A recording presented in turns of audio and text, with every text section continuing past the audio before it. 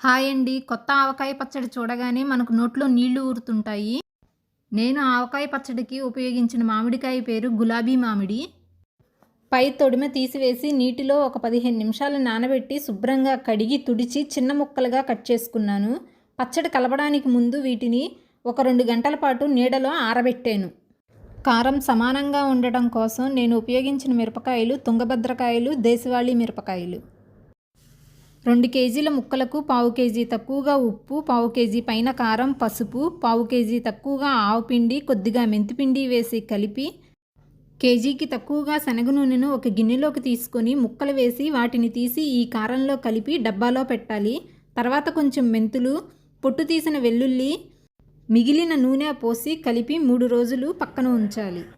3 రోజుల తర్వాత కలుపుతుంటే స్మెల్ బాగా అనిపించింది. నేను వేసినవన్నీ పర్ఫెక్ట్గా సరిపోయాయి. వేడి అన్నంలో చాలా టేస్ట్గా ఉంది.